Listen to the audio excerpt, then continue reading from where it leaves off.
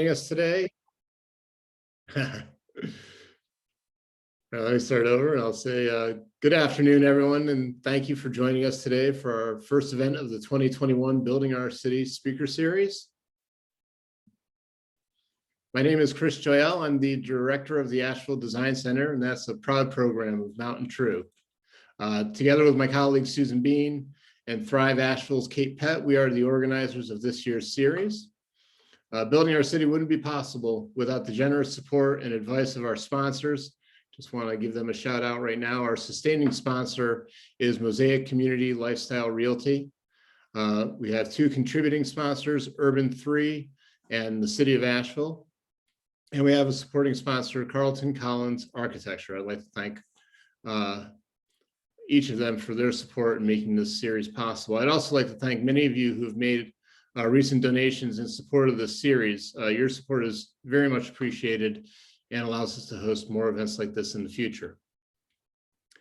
So as you are well aware, our format is a little bit different than our traditional Building Our City speaker series, where we have done those in person in the past year. It's been a little bit more challenging. So our format for today is going to be a little bit different.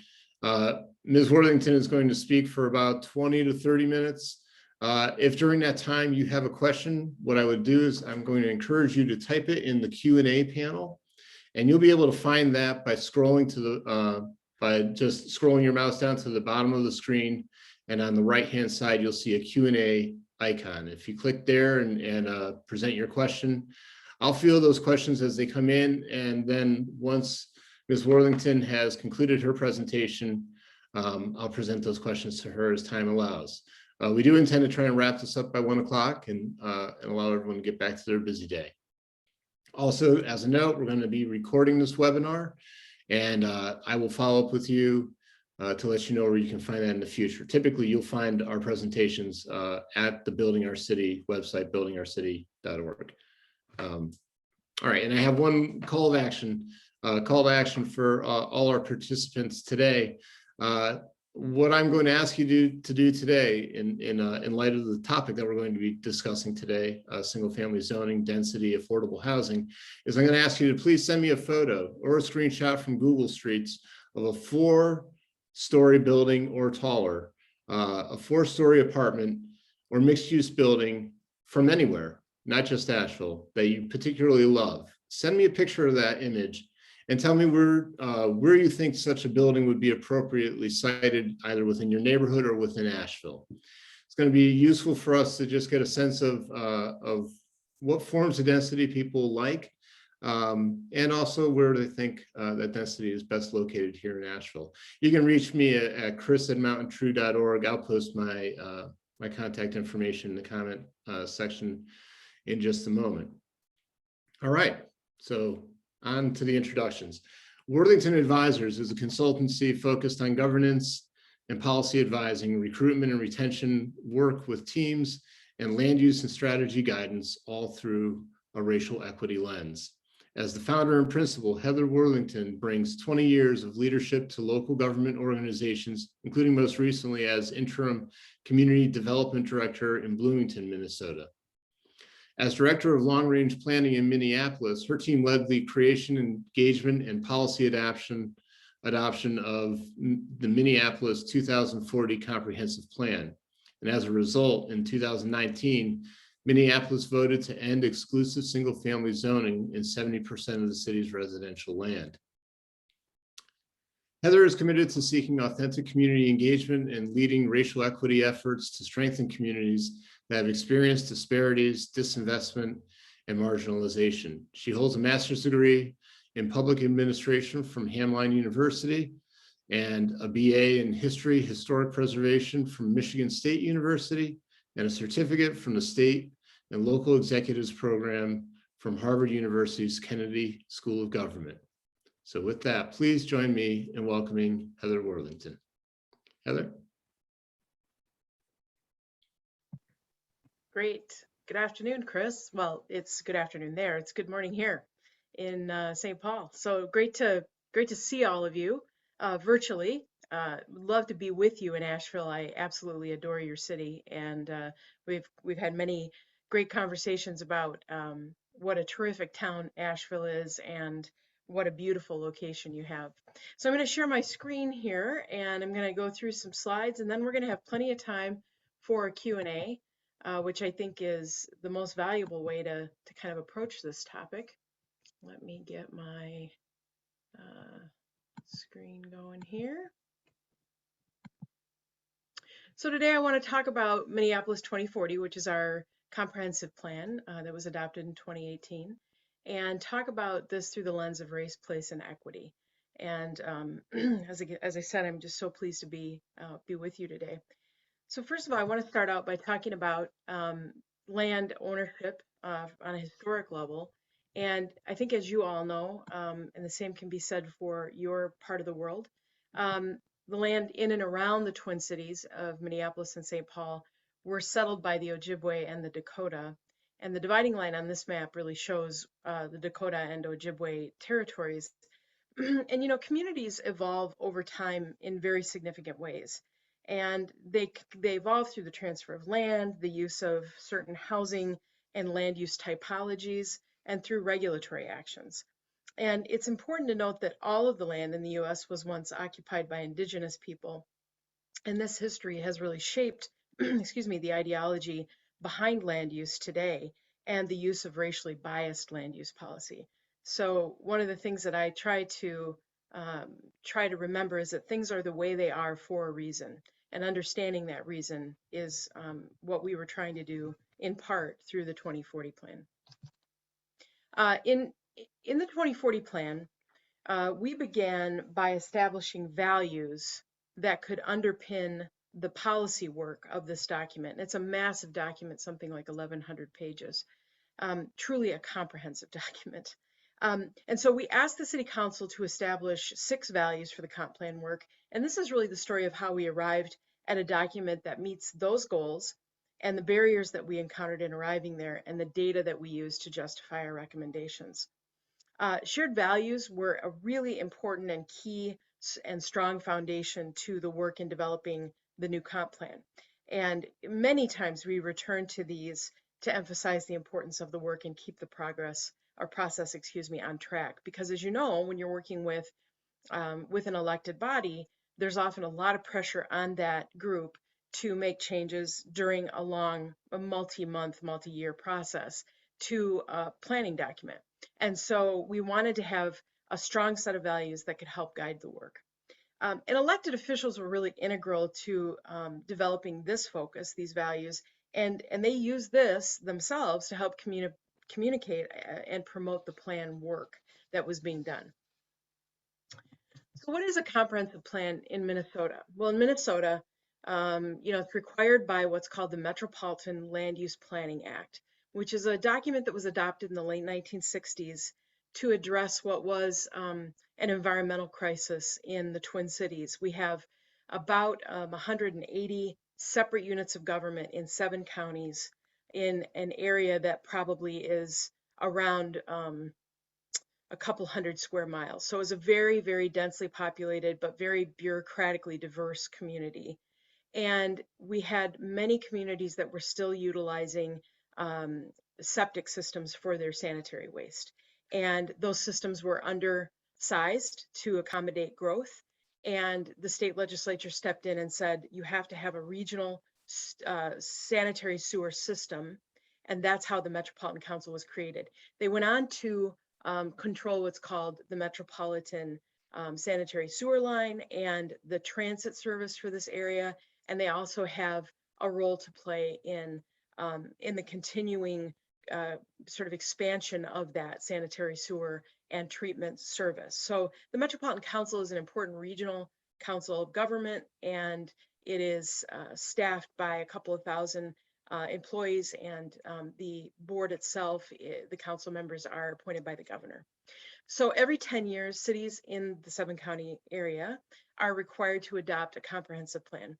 And so in 2018, 100 and something like 90 units of government, cities and counties, adopted their 2040 plans. It's essentially a systems document.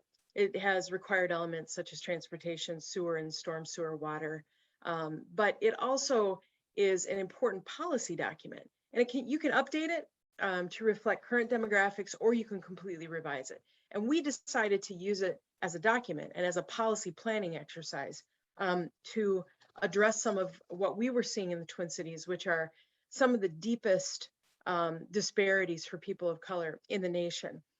Black residents at that time were earning on average 30 cents for every dollar that white residents were earning. Poverty rates were similar to states like Alabama and Mississippi.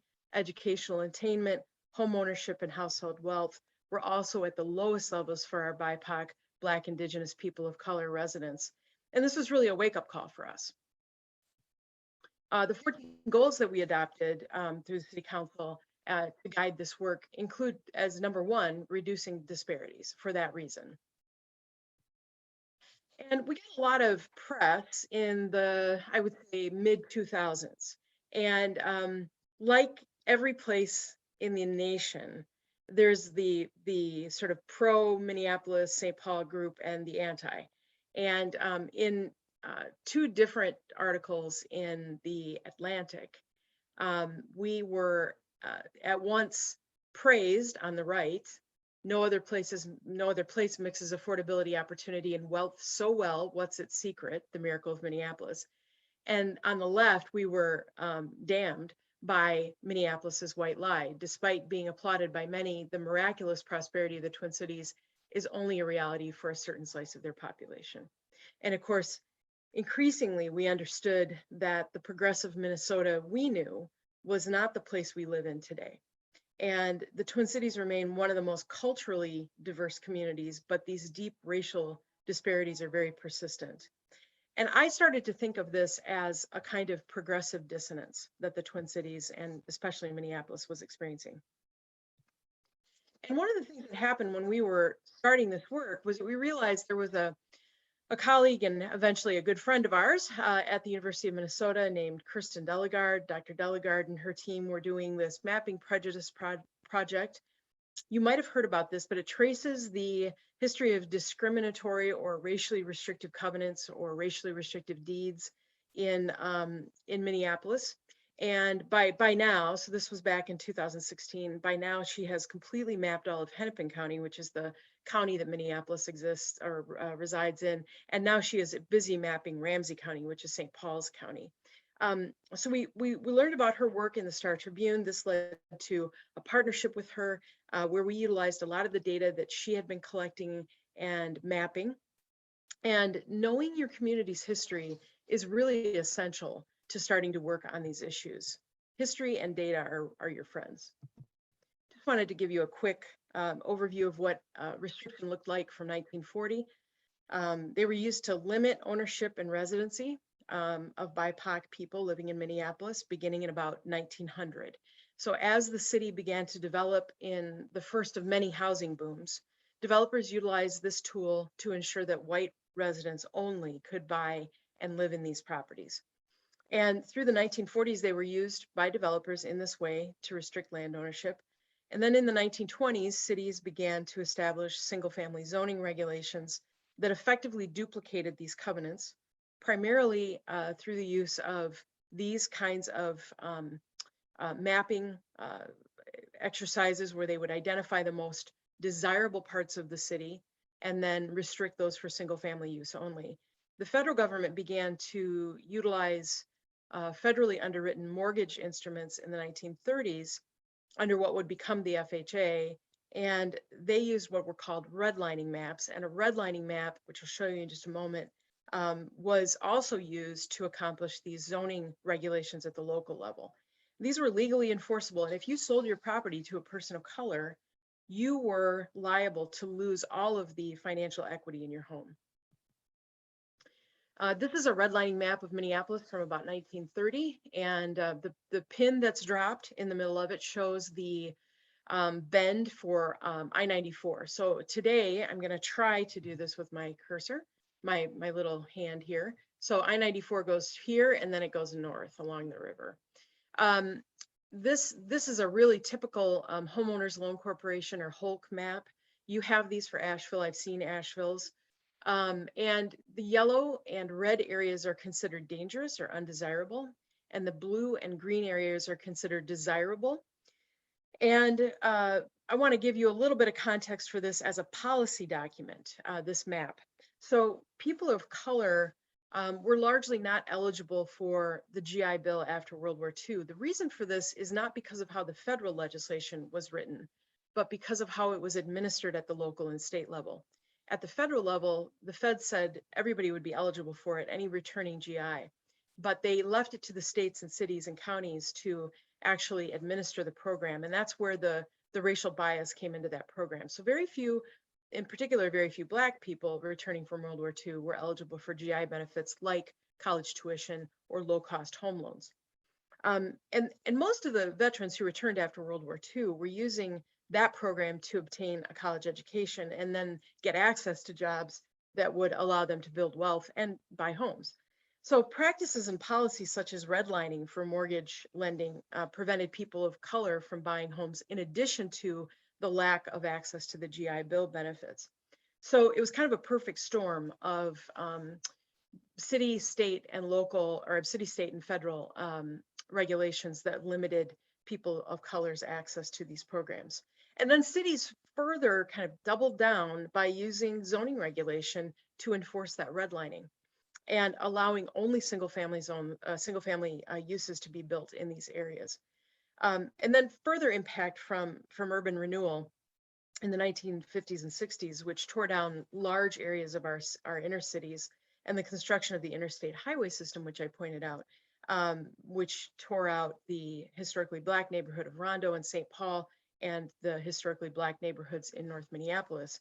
In those redline neighborhoods, exceptionally impacted people of color. And finally, that brings us to today, where the Twin Cities has the highest racial disparities in the nation in terms of home ownership, income, academic attainment, and incarceration, in particular, as a direct result of these practices. In the late 1920s, the city went on to actually create its first zoning code. And this was the map that they adopted in 1927, becomes an official regulatory tool in shaping how the city looks and works for people based on race and income. Just a quick kind of overview of how this played out. And I think this is helpful in understanding the how these regulatory actions overlapped in a period of about 50 years to really shape today's demographics and deep racial disparities in our cities in America. So we had racially restrictive covenants and city zoning kind of overlapping. Then we went into the redlining and GI Bill era. And then in 1948, the state of Minnesota actually declared covenants illegal. But by then the damage had been done because they'd been in place for almost 50 years and they had already spread to the suburbs by that time. And I think this is a really interesting map that helps people to understand the durability of those racially restrictive covenants. And so land use patterns that were set back in 1900 when the city was developing over the next 30 years to what it really looks like today have been stubbornly persistent in Minneapolis. So this map is showing you in the beige areas that today, this map is as of 2016, remain white predominantly. And in the blue areas, the shaded and darker blue areas where people of color live in the city. The red is where by 2016, Mapping Prejudice had identified racial covenants. And you can see that the effect of those racial covenants was to create long-term racial segregation in the city. And that is what we see today. And then if you looked around this map of Minneapolis and you could see the suburbs that immediately surround the city, you would see racial covenants in the edges of those cities where they meet the boundary with Minneapolis. So this was used, these racially restrictive covenants were used as a hedge strategy by developers to ensure that people who were fleeing the inner city could not buy homes in the suburbs either if they were Black. It's interesting to note that after 1948, a couple of suburbs started to become integrated. And those now today are suburbs that are predominantly people of color, which is an interesting antidote to that history of redlining and racially restrictive covenants. But Minneapolis has never gone back to the way it was in the 1880s when there was a fair amount of Black ownership in the city. We realized, moving on to affordable housing and the housing issues, we realized that housing affordability and access in Minneapolis is really a racial equity issue. And that it's really part of the solution for reducing those racial disparities is to increase housing supply and choice, and especially in areas that have good amenities like grocery, highly regarded schools, and transit. And so there's a couple of different ways that we can tackle this in our cities. We can do this through substantial supply and substantial construction of large, tall, multifamily buildings, but we can also do it through incremental infill development. And the building on the right is actually a threeplex, a triplex, that was built by a local developer who owned this lot. And the first level of this building is ADA compliant. And it meets all of the zoning requirements of a single family home, including setback height and coverage. And so there are ways to tackle this issue of infill housing and access to these areas without sacrificing the character and walkability of our neighborhoods. The racial demographics of housing affordability really show us that housing access and the lack of housing access is disproportionately affecting people of color. And step one in that, in addressing housing affordability, is to make sure that more housing can be built. And I think what's interesting is when I gave this presentation 2 years ago, or a form of this presentation, we were in a very hot real estate market. If it's possible, today's market is just as hot and maybe hotter.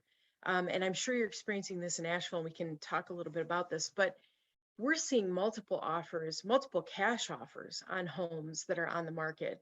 And it is typical for a home to sell in 1 or 2 days in this market right now. So we're also seeing incredible increase in costs for lumber and construction and labor. So any projects that are under construction right now are already lumber-wise 300% higher than they were a year ago in the Twin Cities. So we're really in a tough situation. So having a strong commitment to building more housing and building more housing in areas where we have a high level of amenities is really important in addressing our racial equity issues. Multi-story development in the Twin Cities is going to continue to be the primary driver. And that's primarily because the cities are fully developed and we are landlocked. But we're not doing much to increase choice when we build only dense projects. And so we really want to think about the missing middle product, and I'm going to talk a little bit about that too. But we want to think about this product on the right. We also wanted to look at, not just eliminating disparities around both things like wealth creation, safety and health, and affordable housing. We also wanted to look at this from a living wage standpoint. And one of the things I'll talk about in a few slides is that the city of Minneapolis actually adopted $15 an hour minimum wage during the planning process for 2040. And then we also wanted to look at complete neighborhoods. One of our goals in this, just as an interesting kind of like sidelight here, is that we wanted people to be within a 20-minute walk or bike ride or transit ride of a grocery store. And we wanted people to be able to walk or bike to get food for their dinner at night. That was kind of an internal goal we had as we were doing planning for this. And there are huge parts of the city of Minneapolis that are food deserts. And so one of the things that we recognized in this plan was that in order to be a really healthy community, in order for communities to really thrive, you need to be addressing the four, as I call them, the four legs of the stool. There's housing, employment, childcare, and transit. And so we wanted this to be a complete neighborhoods plan as well. And then we obviously have a climate change resilience goal within this plan that is substantial. The city adopted a climate resiliency plan back in 2010, but we had made very little progress to adopting and changing practices to address the issues in that plan. And I'll just say that I think climate change for Minneapolis is different than if you live in Miami. And I think we all know that, but let me talk a little bit about how I think climate change impacts Minneapolis and the Twin Cities. climate change for us is that um, as it becomes warmer and as ocean levels rise and as the Southwest becomes too hot, people will seek to live here because it'll be a bastion of relatively cool weather. And our concern is really about logistics and about capacity.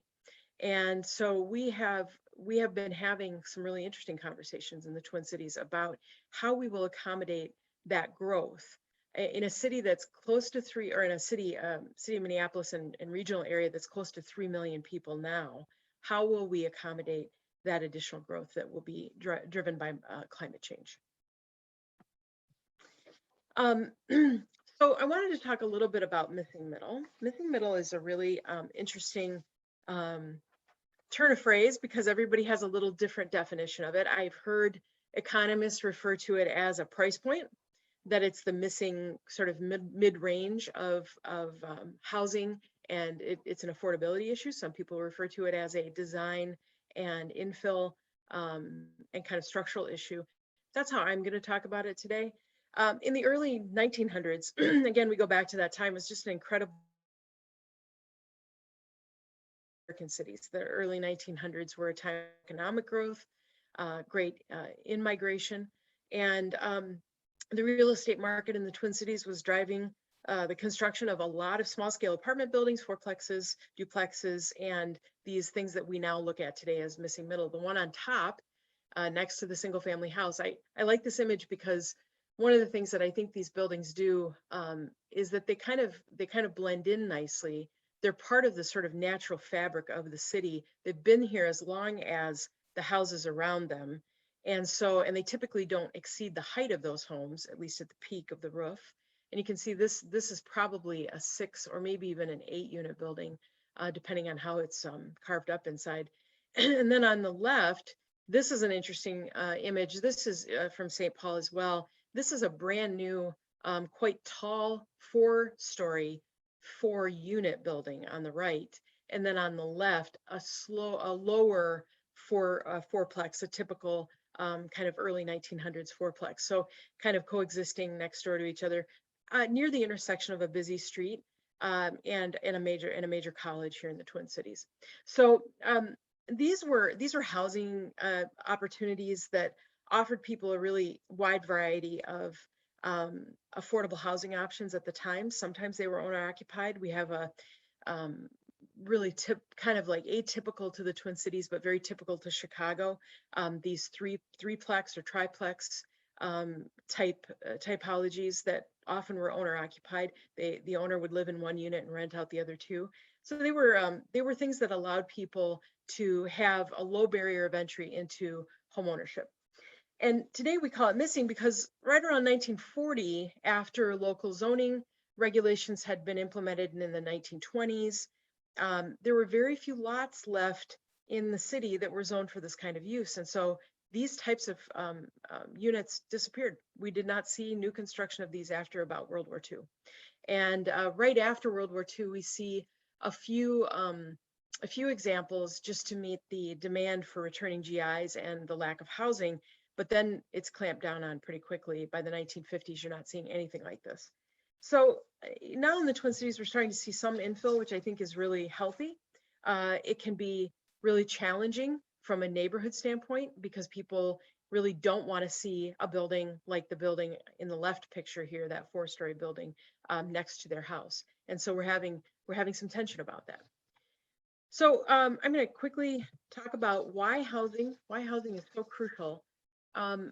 And a couple of things. Obviously, I think we all understand the need to live in stable housing, but one of the things that we realized in our data work on 2040 was that housing stability has such a strong connection to educational success for children.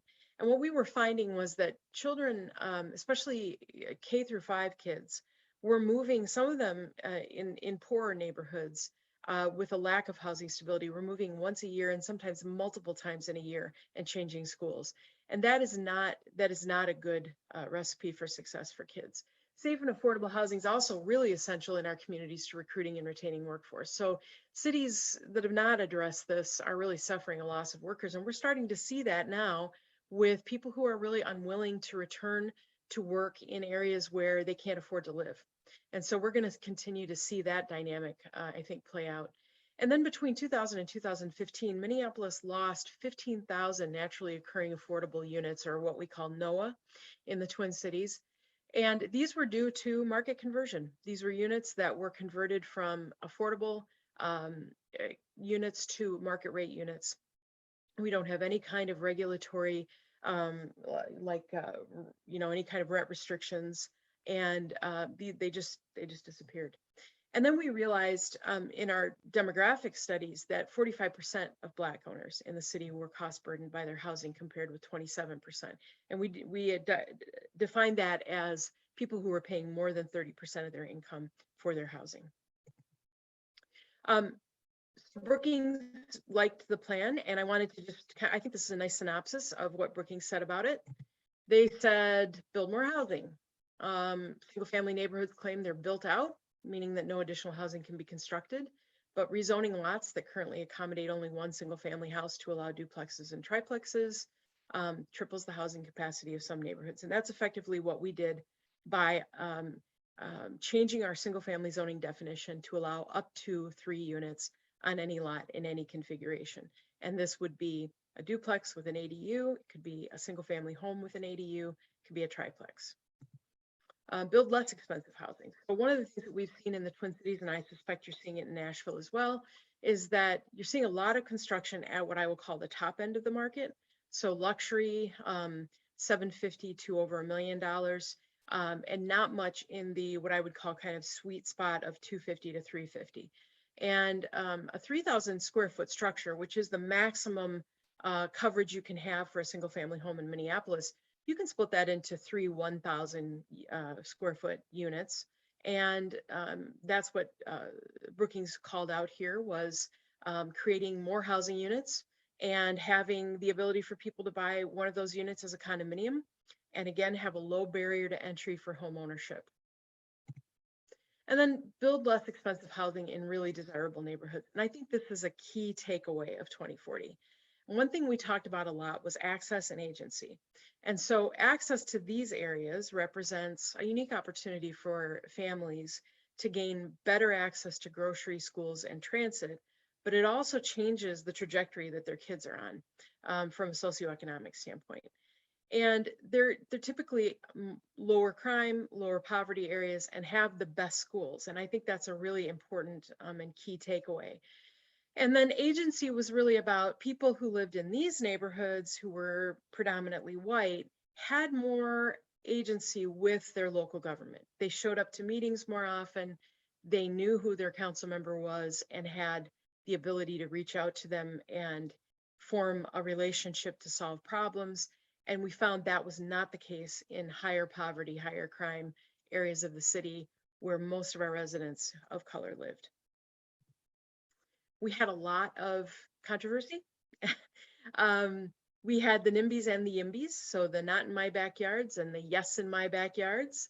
And, you know, Neighbors for More Neighbors was a very important part of getting 2040 passed and getting the community to have some comfort with it. I don't think we'll ever entirely be there because it's a massive change. At the same time, I think that their work was really crucial to changing the narrative about what we were trying to accomplish. And then we had people who took this change as you see on the right, this home zoned for extinction. Don't bulldoze our neighborhoods. By the way, in case you were wondering, those were never goals of the 2040 plan, but you know, this is how narratives are framed, and I'll talk more about that if you want to.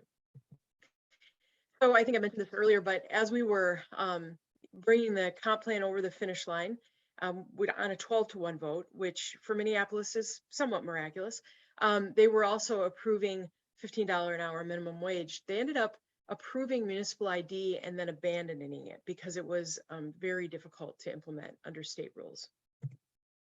And what made it work? Well, I think, first of all, our engagement process was deep and very, very comprehensive in terms of marginalized communities. I want to talk a little bit about that. Um, in the Twin Cities, we have several very large cultural and racial uh, groups of people from Africa and from Southeast Asia. So we have many Hmong, Lao, Cambodian, Vietnamese residents. We have many residents from West Africa and from North Africa. And we have one of the largest Somali populations in the nation and the second largest Hmong population in the nation. So we're a culturally and racially diverse community, but frequently people in those communities do not participate in local government, and especially in land use issues. And we really wanted to reach out to those specific cultural and racial communities to do targeted, focused engagement with them. And so what we frequently did was we reach out to a group within those communities and ask them to bring 15 to 20 people together and do a focus group. We did that type of engagement. We also did, what I jokingly call the cattle call, which is the public meeting. Everybody comes, there's 100 people in a high school gym on a hot day. We did a lot of those meetings too. We also did a lot of marketing of the plan and the planning itself in different languages, in cultural communities through things like bus benches and bus waiting areas where they can do like a large format ad. And we took out ads in local newspapers. We went on local radio a number of times. We had interpreters and childcare at all of our meetings. We tried to do all of the things from a sort of best practices standpoint that you do when you are engaging with a group of people who may not be very familiar with the topic or with how to be involved in the topic. And that engagement was really important. We did over 150 meetings over 2 years. And the relationships that we built through that engagement then enabled us to continue to work with those communities into the future. The goals were really important. The goals and the values provided an opportunity for us as staff to go back each time and say to the council, remember, this is what you told us was important, and this is what we're delivering on. And then we had advocacy from Neighbors for More Neighbors. They were incredibly helpful. We did not coordinate with them or work with them directly. They just took it upon themselves because they valued the things that we were discussing in the plan. And then, of course, the leadership of the city council was absolutely essential to this, and we could not have done it if they hadn't been fully on board. The implementation is currently underway. It will take several years, probably about 5 years, to fully implement all of the provisions within the comp plan. I left last March, and they were in full-on text amendment zoning code update when I left, but they just adopted the citywide off-street parking regulations that align with the 2040 goals. And that was a major undertaking on the part of the long range planning staff. They also, at the time I was just right when I was leaving, they were finishing the transportation action plan, which is again a massive policy document that will guide capital investments for infrastructure and things like the road diet and bicycles and everything. So a lot of policy work still to be done on this. Oh, if you have any questions that you don't get answers to today, I'm happy to chat. I could probably talk for about 3 hours about this, and but I wanted to make sure we had plenty of time for questions. So I'm going to stop sharing now and come back and say hello to all of you. And yeah, let's have some Q&A. Thanks so much, Heather. I know we had one question that popped up early on. You had mentioned that that the city of Minneapolis had passed an ordinance for $15 minimum wage. Was that for just city employees, or is that for everyone? That was for everyone. I am unfamiliar with Minnesota's setup. Is it home rule, or do you go by Dillon's rule in Minnesota? So Minneapolis is a home rule charter city. Okay. There's five cities of the first class in Minnesota, and they are home rule charter. And so they can do things like adopt a minimum wage for the city, much like Seattle did. Okay, great. One question that came up was a question of what communities were you looking at for precedent? What communities did you look at when you were contemplating these changes to your ordinances, and try and learn from other communities before you step forward? Well, it was interesting. A lot of people said we were the first to do it, but it's not true. Grand Rapids, Michigan adopted uh, changes to their single family zoning back in the, I want to say early 2000s. And so they had kind of established a little bit of a roadmap for us in terms of thinking about it. But in the end, there weren't many places to look to. Portland had talked about it, Seattle had talked about it, and San Francisco had talked about it, but not made the changes yet. And I think we all did it within a few months of each other. I mean, it was a kind of a perfect storm. So, but I'll tell you, it wasn't rocket science. We basically looked at the single family lots, which are typically a 40 by 120 lot. Sometimes they're as wide as 50 feet, but more typically 40. And what we were looking at was a fit test. So we have a wonderful architectural designer on our team. And what she did was she looked at how we could accommodate more units in a single building on a site without creating what neighbors were concerned about, which was primarily height, setback, character, right? Design guidelines. And so she looked at a 4-unit versus a 3-unit building, because initially our recommendation was 4 units. And what we found was a 3-unit building just fit better in terms of setback and height. And we were hitting this ADA requirement with a 4-unit building. So a 4-unit building required 1 accessible unit. And in order to build that in an economically feasible way, it was better to try to build that unit at grade. But then that created a situation where the other 3 units were chopped up between multiple floors. And so it was a really clunky building. And we ended up with three units per lot, per residential lot. And we also said to the community pretty early on in this process that we would not exceed the height of surrounding buildings. So typically it's a 2.5-story height limit in those areas, and that we would follow the existing setback requirements for single family zoning. So, it was a way to incorporate more units, but not to impact the character of those neighborhoods too much. Okay. Question around tree canopy. As the city becomes more dense, does Minneapolis have a plan to maintain tree canopy and green infrastructure as part of a response to climate resiliency? We sure do. And I think, cities, the tree canopy and cities establishment and protection of street trees is really crucial, not just from a climate change standpoint, but I think people place a lot of value on street trees. And in Minnesota, street trees it's a really tough place for street trees. The average life expectancy of a street tree in Minnesota is something like 40 to 50 years.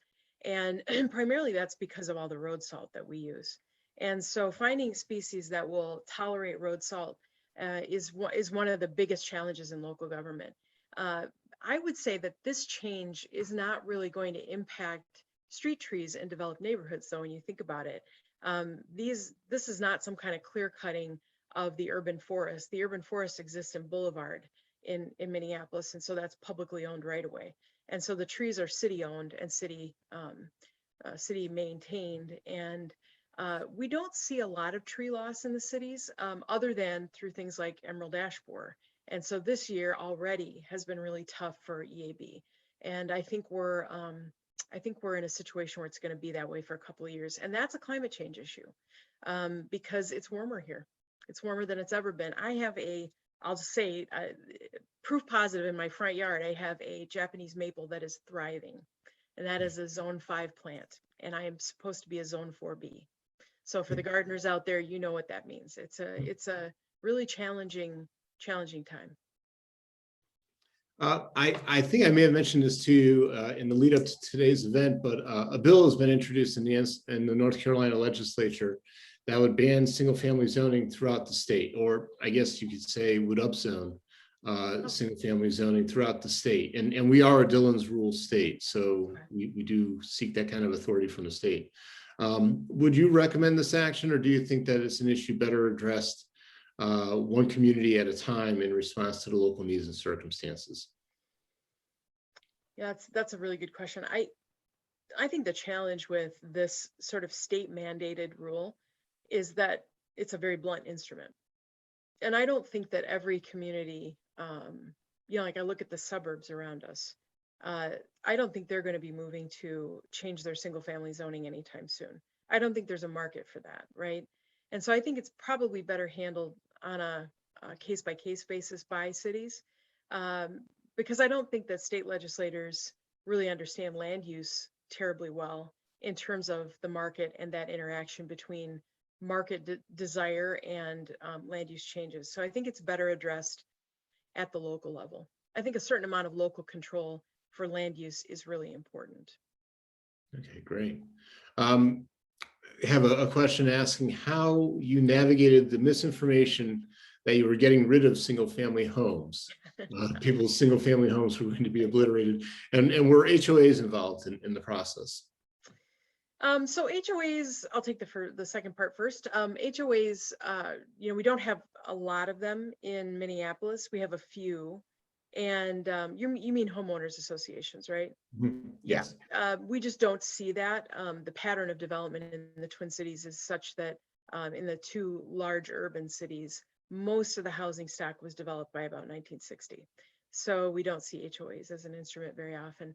But how did we deal with the kind of the false narrative? Well, this is the biggest challenge. I'll just say that we did not.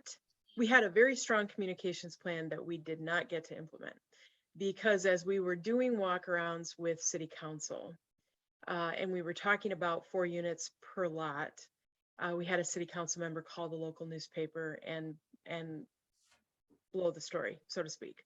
Mhm. And so we were not able to frame that narrative very well. So we were kind of always playing catch up on that. But, when people generally, I would say this, when people asked about that and asked about the elimination of single family homes, which is what you saw in those pictures I showed earlier, this house is going to be bulldozed. We were able to say, no, there's nothing in the plan that says that single family zoning, single family homes will still be allowed in this zoning. It's not a you must build 3 units, but it's a you may build 3 units. And I would say the vast majority of people understood that and were not, and then they weren't freaked out by that anymore. But there were some people who really tried to use that to fight against the plan, and those false narratives were very persistent. And so that is a challenge. And I guess I would just say if any city wanted to do this kind of major policy shift, my recommendation would be to have a really clear communications plan and exercise that plan before you do your walkarounds with council. Nice. We recently established a community land trust here in Ashland and Buncombe County. We have a question from their director. I was trying to read it verbatim. As a leader of a nonprofit that provides affordable housing and has a focus on increasing housing home ownership opportunities for BIPOC residents, having to comply with fair housing laws can be a barrier to our work. Do you have examples of successful ways to work within fair housing and also prioritize BIPOC residents in the application process? This is really, really tough. And I'm not probably going to be very helpful to you because I wouldn't say that housing is my area of expertise. But I will say that utilizing the data that's provided to make those decisions is really important. And one thing I think we do sometimes is that we assume that people know that our BIPOC residents are overrepresented in terms of poverty and lack of housing affordability. And one of the things that we can do is to really clearly use that data in our policy creation and in our communications with residents about the importance of this work. I think the land trust model is very important, and I think it's very poorly understood, especially in the BIPOC community. And so I think the BIPOC community right now is in need of a lot of sort of what I would call engagement and understanding about tools that can be utilized to correct these disparities. And we're not really digging into that conversation very much because I think we approach it by assuming that people know this data, and they simply don't. Even people of color don't know this data. And so I think having those conversations is really important. And the Fair Housing Act is probably due for an upgrade, just in terms of its utilization as a legal instrument. And we were tackling some of this through the Public Housing Authority in Minneapolis, that was really under a lot of pressure to add units, but was facing the same problem. They could not set aside, right? And that's really what we need to do, is look at the demographic information and the data, and then build a case for why there should be an exceptional approach to housing people of color who have suffered as a result of redlining and racially restrictive covenants. I think that's the next policy step that needs to happen. And that is possible, but it will take some work. Because again, you're fighting against preconceived notions about things like equal opportunity and equal employment opportunity and all these other things that were addressed in the 1960s that we understand today did not fully address the situation that we find ourselves in. Question asking, how is a single family zoning approach received by the historic preservation advocates in Minneapolis? They were really pretty quiet about it. It's interesting. So Minneapolis, I'll just take a little side detour here. Minneapolis was really ground zero for urban renewal in the 1950s and 60s. And there were whole parts of the city that were clear cut. And so we lost a lot of architectural history in Minneapolis in that era. And one of the things that Minneapolis has struggled with, and historic preservation was part of my team as well, one of the things that the city has really struggled with is how do you now preserve what's left, and is it of value to preserve? I think that's the big challenge. And when you introduced me, you mentioned I have an undergrad in historic preservation. There weren't what I would call huge historic assets in the city left, and so we were always struggling. Is that building important enough to save in the larger discussion about redevelopment, for instance, because we're a landlocked city. And in some cases, we made really exceptional efforts to preserve things. But the market is really, the area of the market that is really active right now is targeting what I'm going to call these mid-century buildings. And the city did not have a good policy for protection and prevention of destruction of those buildings. And so we were losing what I'm going to call these mid-century assets at a pretty good clip in Minneapolis. I think they're not as worried about some of the other resources like single family homes that would be considered historic. And there were some efforts in the 1960s as urban renewal was winding down to really target and protect those assets. So there are some really important, architecturally important buildings that were preserved in the 1960s and 70s. So commercial buildings are the ones that are much more desirable in terms of tear down, because they sit on land that is often very desirable in terms of larger scale development. So that's been our biggest challenge. I think the preservation community wasn't too worried about this document, just from the standpoint of the single family zoning issue. But for other things, yes, we did hear concerns about those commercial buildings. I hope that's a reasonable answer. I think that's a tough issue. Yeah. In the time that we have left, and I do want to try and wrap this up by 1, but if we run a little bit over, I think that's okay. I'm going to try and condense 2 questions into 1 and hit you with 2 more questions. Okay. So one is, there's a concern about allowing missing middle housing in Asheville's African-American neighborhoods that it may end up speeding up gentrification and displacement, as those neighborhoods would become more desirable to many people. Curious, what considerations did Minneapolis give to this when they were allowing additional building types in African-American neighborhoods? And given the history of discrimination and segregation that all American cities have had experienced through Holt maps and whatnot, were you running into distrust from the African-American community through the process? And if so, how did you address that? I think, question. yeah, I'll try to get all that. I think every American community is experiencing distrust from the African American community right now, every American city, and should be. So because we're white people have not been very trustworthy, right? So I think that's part of the legacy of racism and racially biased policies that we have to now grapple with. So I think that's, but I also have to say that I think the gentrification issue and the displacement issue is a real legitimate issue for African American communities, especially those where African Americans have been able to buy and hold land and property over time. So we were talking a lot about it in Minneapolis, and when I left, they were still grappling with it. One of the things that I suggested as I was exiting was that they think about a tax program that would protect those communities from an increase in taxation. So property tax is a very important part of local government revenue in Minneapolis and in the Twin Cities. And so what I suggested was if you had a homeowner and you couldn't obviously, that you could not define it as a homeowner of color, but at any homeowner in those areas, you could identify them by census tract, would be eligible for basically a hold on their current property tax valuation. So it would never go higher than it was today. That would be one way to enable those neighborhoods to be to not experience displacement, right, and gentrification.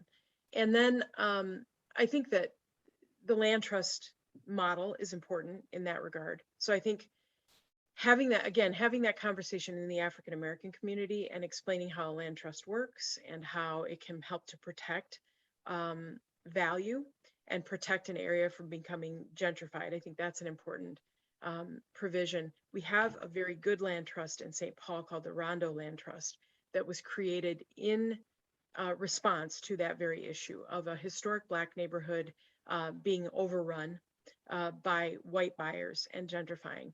And so those are a couple of other tools. And I think, and then I think the other thing is that just getting more people of color into homes. So really finding a way to incentivize home ownership demographically in your community and get more people of color buying homes and owning homes and creating wealth. And that's a virtuous cycle. And I think so those are three ideas. Again, I think this is the biggest challenge for urban areas in the United States right now is this gentrification and displacement cycle. I mentioned it earlier, we lost 15,000 units of affordable housing in a 10-year period. And that's an enormous loss, one that we will never be able to make up. And so you have to employ, for affordable rental housing, I think cities should be employing a hedge strategy where they're buying up those properties and creating a hedge against the market, maybe through a public housing authority or other nonprofit, but trying to hold those properties in perpetuity so that they can remain affordable. It's really hard to impose rent control in the Midwest. It just doesn't, politically it doesn't play well, and it's hard to sort of like create it now.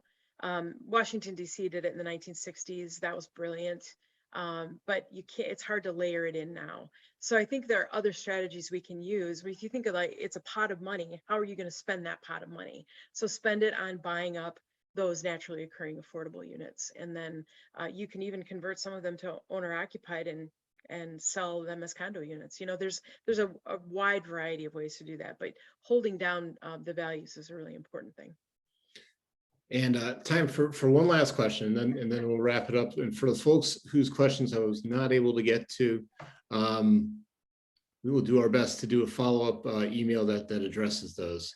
But there are some good questions in there that we won't have time to get to. But we will touch on one of our favorite topics here in Asheville, which is Airbnbs. And I'm curious, we have a piece of legislation going through our state assembly right now that would override the city's ability to limit Airbnb regulations. So it's at the forefront of our minds. And we have seen a lot of rental units converted, and that it does address a question that was raised, just wondering how many units have been converted to market rate, or I would also add lost to Airbnb. So the question to you would be, Does Minneapolis have an issue with Airbnbs? And if so, are there regulations that you've used to govern that, with the idea that duplexes, triplexes entering these single family residences have the potential to be converted into mini hotels in those residential neighborhoods? Yeah, we haven't seen a big issue with that in the Twin Cities because I think we're just not as tourist centric as you or other cities might be, from a destination standpoint. Now, during the Super Bowl 2 years ago, it it was a zoo around here, and anybody who had an extra room or I have a friend who rented out her whole house during the Super Bowl because she had really good proximity to the stadium. But I think that's probably pretty rare here. And we do have a lot of Airbnbs and a lot of what I'll call short-term rentals, but they don't look or behave in ways that are too different from a rental use. So they tend to be in areas where people are pretty accepting of rental, and I'm not even sure they have a strong awareness that it's an Airbnb. So I think that's the tricky part of regulating Airbnbs. If they're being well managed and well maintained, it's probably not a huge issue for a city other than you are displacing potential renters. And so I think maybe it's reasonable to say that you have a cap on the number that are licensed in a city. And that way you're really addressing your housing issue, right? So that you're not starting to see housing just disappear, because frankly, an Airbnb is will generate more revenue than an apartment. Yeah. That's just the reality. And so you've got to figure out a way to regulate them so that they're not displacing people who would otherwise be renting. And that's really, I think, crucial for cities to figure this out, because these are the people who would typically be renting a unit like that who are important in your workforce. And so you want to ensure that you have housing for them, right? So this is, it's all interconnected. It's all part of a piece. Well, thank you so much. I know that we're just a little bit over time. I want to thank everyone that joined us today. We will be putting out notice for our upcoming events quite soon. We expect, I think in September, we're anticipating possibly having an in-person gathering for the first time in over a year and a half. But stay tuned and we will send out messages on that. Until then, I just want to thank you, Heather, for sharing your morning with us. Yeah. And we deeply appreciate it. We admire the work that you've done out in Minneapolis, and we are looking forward to learning more as we watch it play out. Yeah. So with that, folks, thank you so much for joining us, and we hope to see you soon.